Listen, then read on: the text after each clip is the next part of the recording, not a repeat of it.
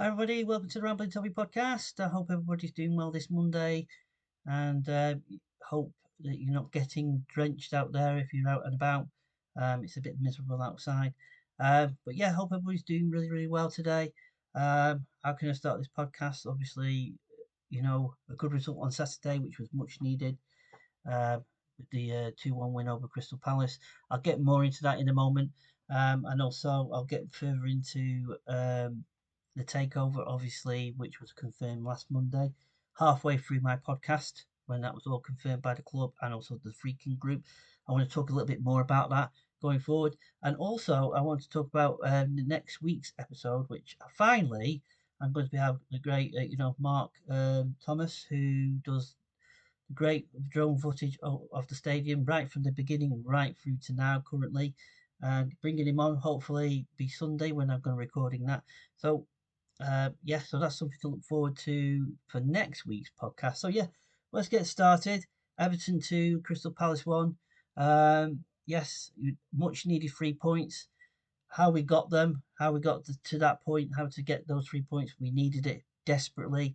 I think it was morale boost, not just for the players, the team, the club itself. Obviously, us as fans, we needed that result. We needed to get off the board. I know we only got 1 point from the Leicester game the previous week, which was a good performance, as I mentioned in the previous podcast. It was a good performance up to about 60 minutes in, and then of course with the changes that took place, and then we just seemed to back away again, and it just shows you where this lack of confidence I think is coming from, to try and come away with that result and the need to get the 3 points.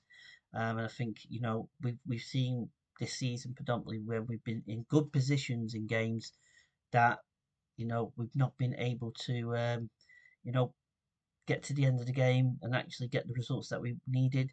We've kind of backed away. I think fitness and everything else, the tactics, the formation, whatever has been changed, obviously with the substitutions, the game management from the manager, and changing things, which you know didn't really need to be changed as such or needed changing, but different personnel needed to come on, to actually strengthen the midfield to make sure that we were protecting the leads that we had. But obviously, as I've mentioned in the previous podcasts, it just continued. It you know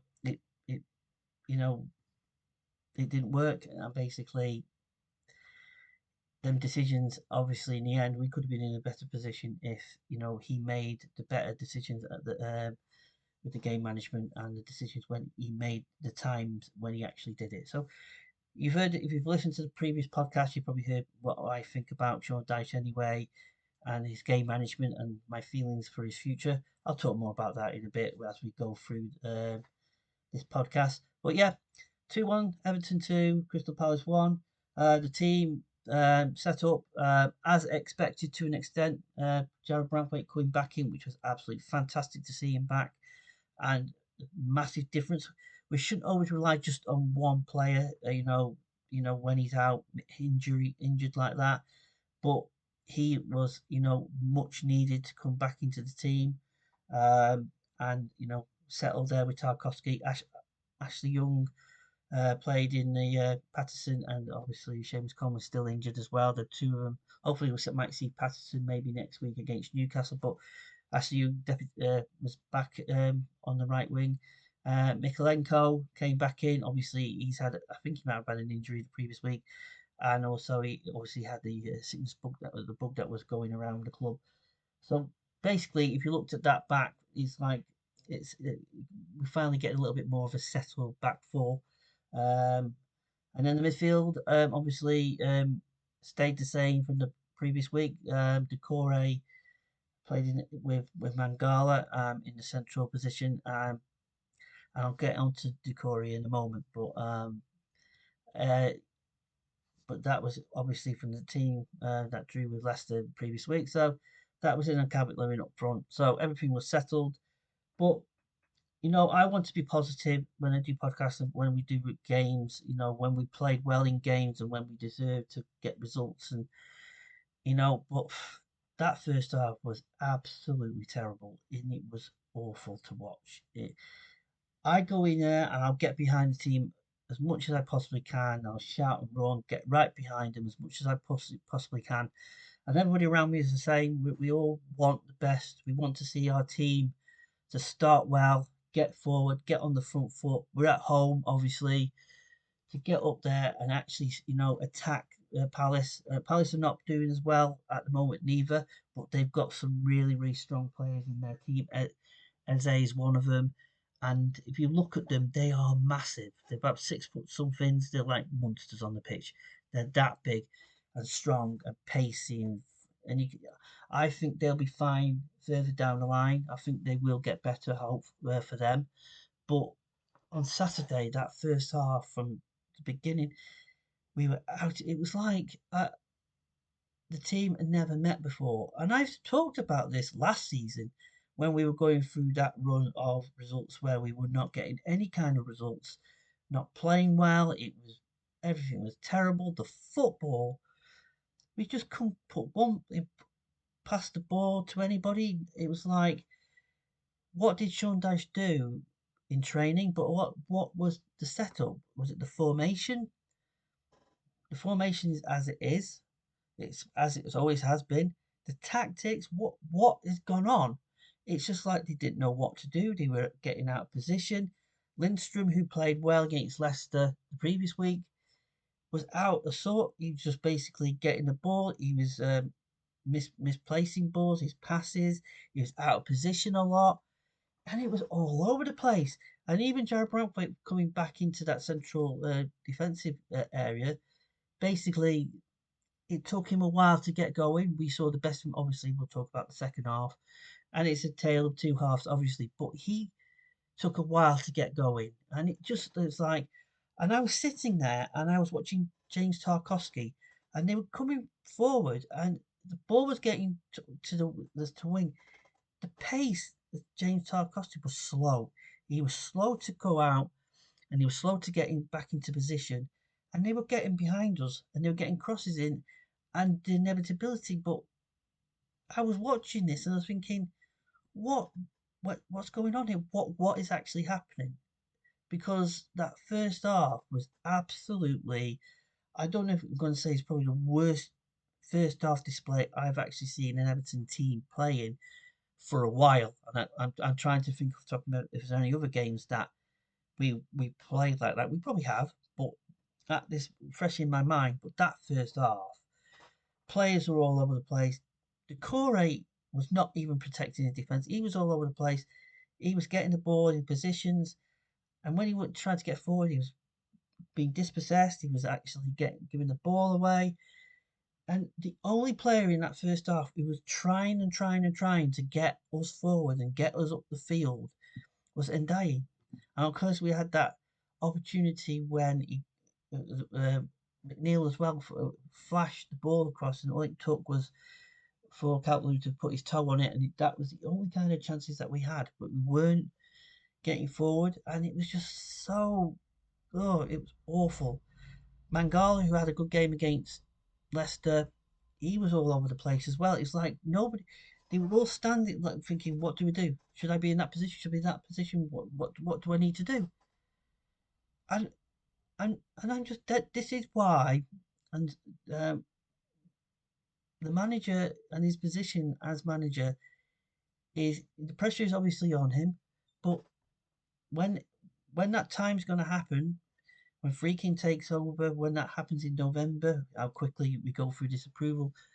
When they come in, they need to make a decision sooner rather than later on his position, because that's going to continue week in week out.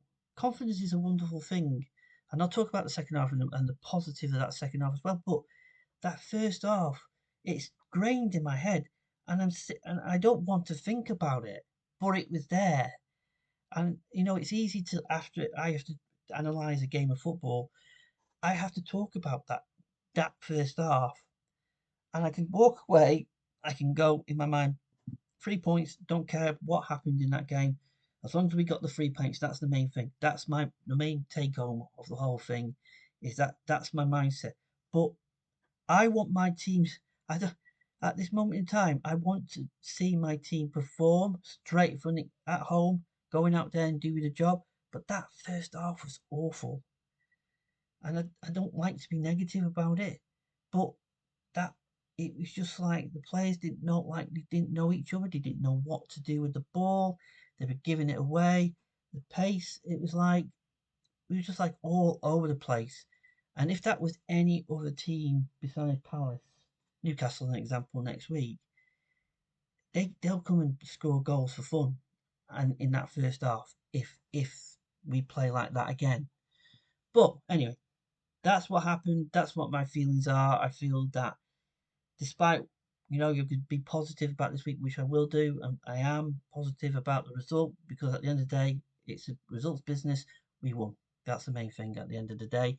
But I had to talk about that first half because that first half was absolutely shocking, and it needs to be called out, and the manager needs to be called out on it because how he set it up. And the interesting thing as we go into the second half here, obviously Lindstrom not performing well, and they made it. Obviously, I was saying to people around me, I said, I think we need to make a change with Lindstrom. I also felt we needed to make a change with Decore because I think he was a weak link in that midfield. As much as playing more a defensive role, he was a weak link in that decision. I felt that he should have made changes straight away. Harrison obviously came on for Lindstrom, straight swap. Okay, that's fine. That's the addition that we got on the bench. So Harrison took that position. Decore, nothing changed on that. And for me, why I feel that it's just that his performance throughout, even in the second half as well, was terrible. It was not a very good performance by him, and he just felt out of sorts. And I just felt we've got Adrissa Gay on the bench. We've also got Irabunam on the bench. Irabunam, for some reason, feels like he's been dropped for Mangala, obviously, and he's just like pre that. Okay, up to about 60 minutes in games, he's been absolutely one of our best players. Everybody's talked about. I think he can establish himself. He could be in the team throughout the season. Obviously, Mangala came in, and for some reason, he's not start. I don't think that was it. I think I can't remember when it last started the game, and they should have been given. If you're going to make a change, obviously Idris Gale came later on in the game, but why don't you put Irabunam in that position?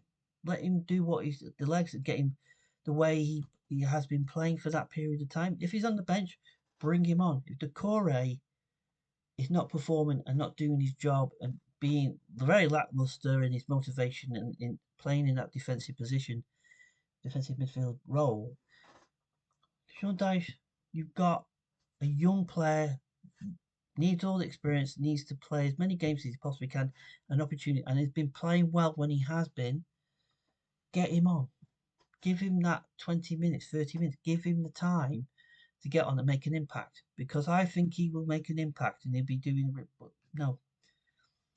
And I'll go into the second half as is and just say that, you know, Harrison came on. Everything's like for like, nothing changed. But we flew off the blocks and within a few minutes into the second half, Dwight McNeil, who has been playing well in that number 10 role, and he's actually, he's scoring goals and he's assisting this season as well as last one. And he's been in that role.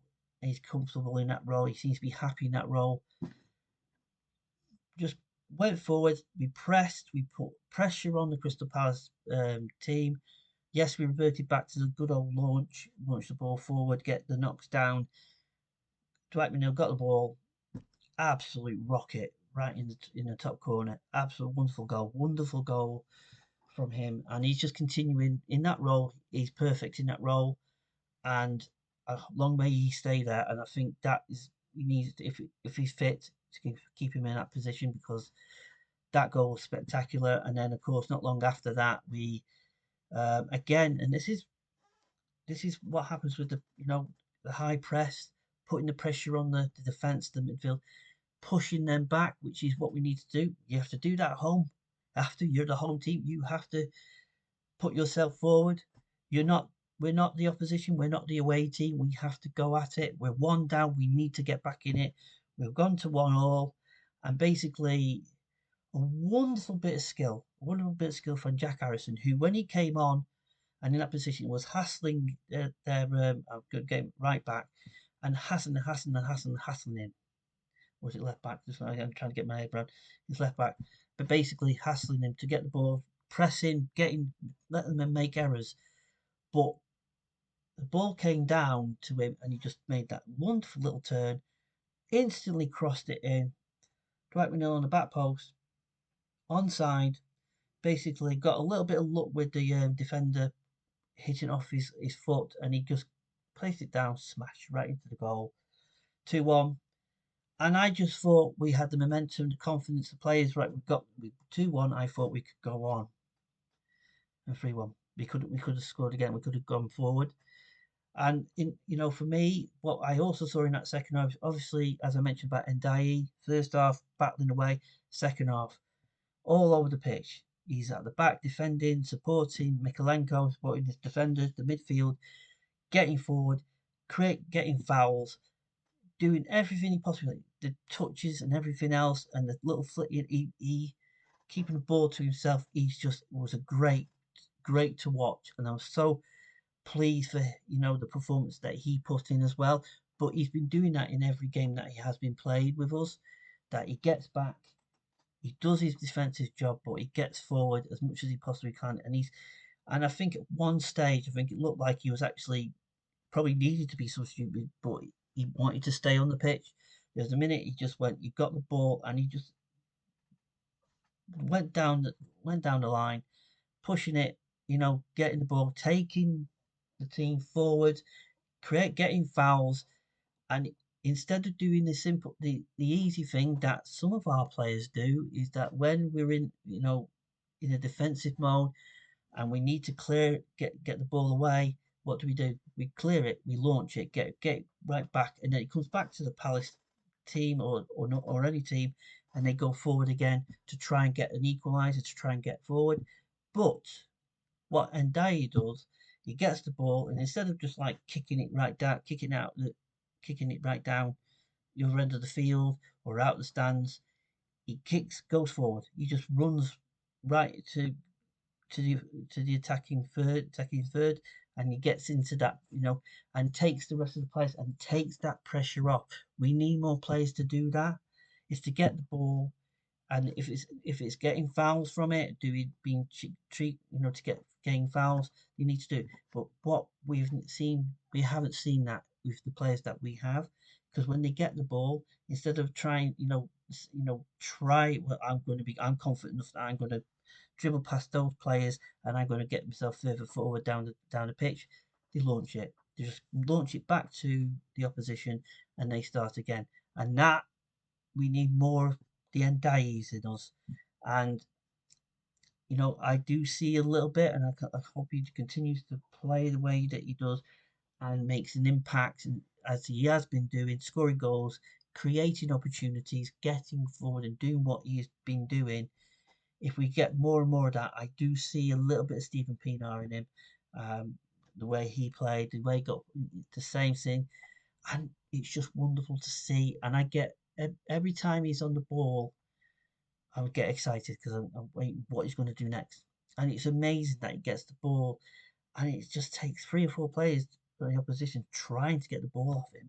And what that does is when they're trying to get the ball off him, they're all out of position. So if we can get other players in good positions while he's doing all that, we will create more and more opportunities.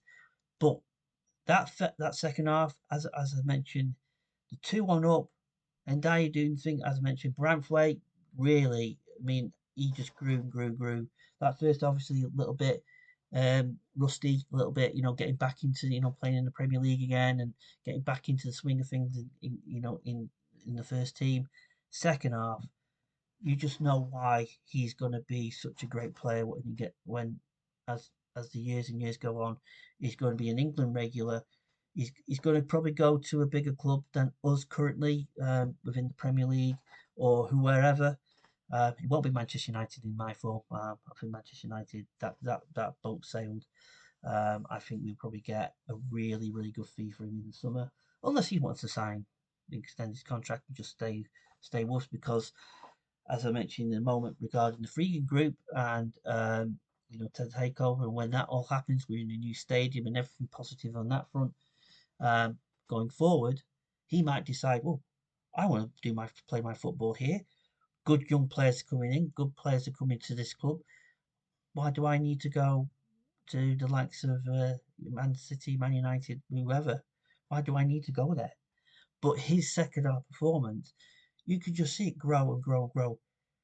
His shit getting into the right positions, his the strength and everything about it. But what also I noticed is that second half, the confidence in the rest of that defence. And as much he's a young man, he's not Tarkovsky, who you look upon as being the experienced player, who has this season not been performing very, very well. But you put him against this guy. This guy's got captain material all over him. And long may it continue.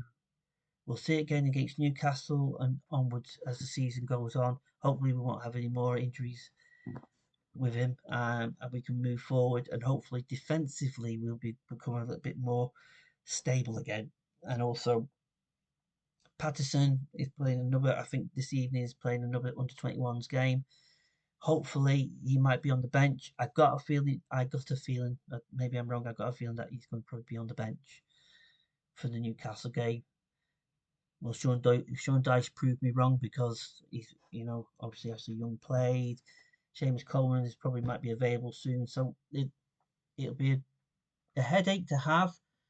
But if because of his pace as well, and if we can get him up to speed again and showing the potential that he has, then our our defense will be a lot stronger for it, and also we'll have on our bench a little bit of a stronger bench because Ashley Young played okay. We'll talk about Ashley Young. He played okay against Palace, and he's specifically second half, but he he did his job, and that's what he's there to do. But what you in the ideal world want to have is a situation where they are bit players like Ashley Young and James Coleman to come on when we are stretched or when we need to, recharge the batteries and get the players off that needs a bit of a break, and to actually use them for what they should be for, not for being playing week in week out like they have been doing. Um, so yeah, so we'll see how that pans out. But I will also say about that second half is that we went 2-1 up and we did back off a lot of times. We didn't create as many opportunities in that second half than I was hoping when we went 2-1 up, and that is going to kind, and it's same old. And I don't know if it's a confidence thing, and I'm guessing it is a confidence thing, but for the players that they got into this position, we've been in this position before, and I don't know if it's a mental thing that is telling them in their head that we have to protect this lead, and instead of going for the jugular and going to try and get a third and build that confidence, we might see more of that next week. We don't know, but and I don't know if it's what they're feeling or what they're thinking. Why they revert to that, or is it a manager thing? Is it the management telling them to just naturally back off and just protect that lead? Because we've seen it so many times this season that we've been in strong position and we backed off, and what's happened? We've conceded. But on this occasion, it didn't happen. I think Branthwaite's performance as we went on into the second half got better and better, and I think that kind of protection helped. But I will say about Decore as well, who didn't come off, and I'm kind of trying to understand why. I know he moved into a more, I think he stayed in a more defensive midfield role because McNeil stayed on, and I'm thinking, why is he there? Why didn't you bring Irabunam on, or he brought Idrissa Gana Gueye on for Mangala? So it was a bit of a strange decision why he went like that. And I don't know if it's his trust in Decore, and he felt that he had a good game. But then again, with Sean Dyche, it's what he said the other day regarding Michael Keane, saying he's having a good season to an extent, but he's been part of a team that been conceding goals. So, you know, Sean Dyche, I don't know. I can't understand some of his decision making. And I think a lot of us in that second half, we were 2-1 up. We just felt, okay, Harrison had to come on because Lindstrom's first half was just not good at all. And I think he was just way off the pace. And it was a right decision to make on that point. But I just felt, other than that, we were looking at thinking, you need to freshen it up a little bit because it looked like we were backing away again, as I said. And maybe it was tiredness, confidence, and all the usual, all that stuff. Something had to give. And I just felt fresh legs in the midfield.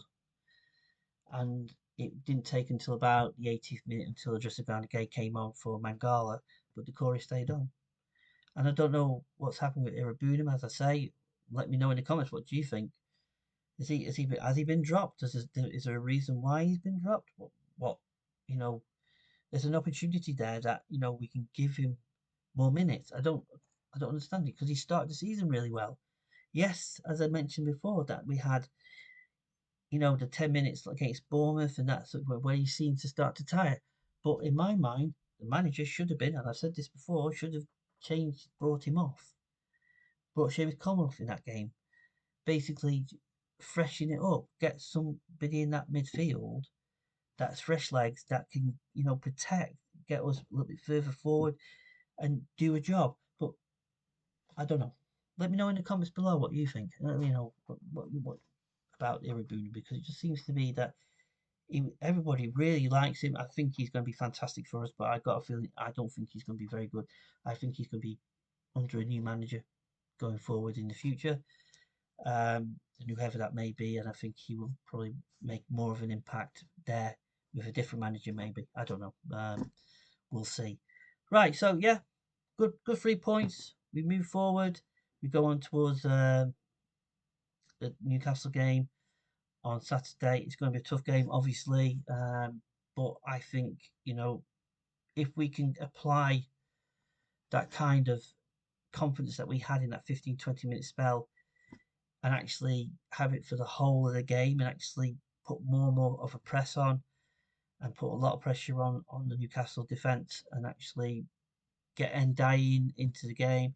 Harrison, if he starts, or Lindstrom, whoever in the wings, get us further forward up the field and actually get us more in the game, get the boards in the box. I think, we may be able to get a result. We may. I'm being optimistic, but it's going to be a tough one. So we'll just have to see on Saturday night. But yeah, that's a positive. But also, as I mentioned, I want to talk a little bit about the takeover. My thoughts on that because obviously last week I was halfway through the podcast and it was all confirmed. As you can guess, it's currently going through the approval. There's been little charges been added onto Companies House. If you ever like to go on there and go into the stadium side of it, that there's been a charge by the FGF Freegan Group that have added a charge to it to there. So it's interesting at this moment in time.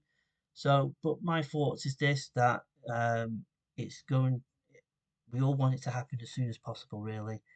I want it, hopefully this approval goes quicker than what the Ineos did with Manchester United and how long it took for their approval to go through the regulatory process. I just hope it goes through as quickly as possible. Um, the great thing it's going to be, if it all goes according to plan, which that everybody is saying, we could be in a situation in January that maybe we might have a bit of money.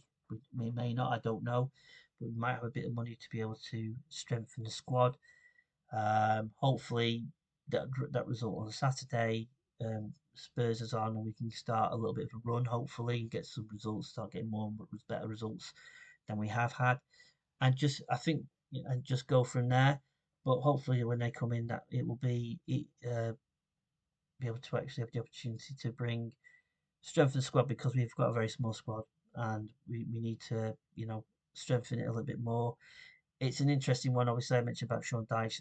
My thoughts on him is that I think his time is coming to an end. He's taken the club. He's done his job. Um, he's actually got, you know, kept us up in the seasons that we needed that to happen. But he's not a manager that's going to take our club forward to where we want to go. Where I would guess that the Freegan Group wants to take the club, and that's further up the table in European, being in Europe, challenging for titles. That's further down the line. That's 5, 10 years. That's 5 years down the line. That's not me thinking next season we're going to be absolutely fantastic. What I'm saying is that basically a 5 year plan's there. We get the right director of football because sadly a lot of his recruitment's been failures.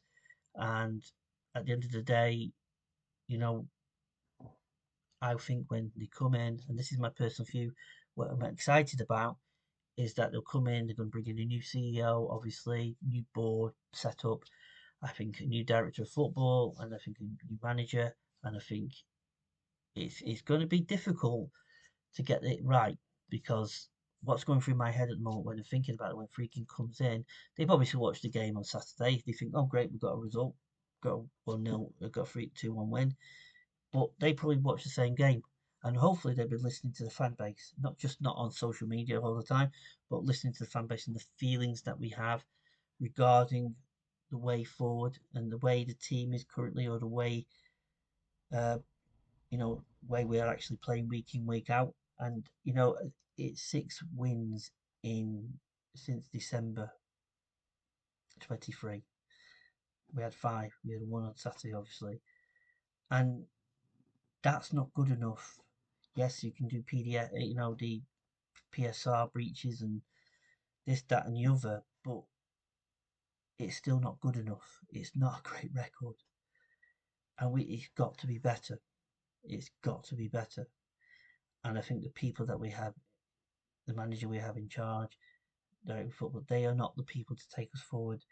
If we do have a 5 year plan or whatever plan that has been put in place, because reality is that when you've got players like Brampwaite and a young player, he's not come through the academy, but we bought him when he was quite young. We sent him on loan. He's got better and better and better.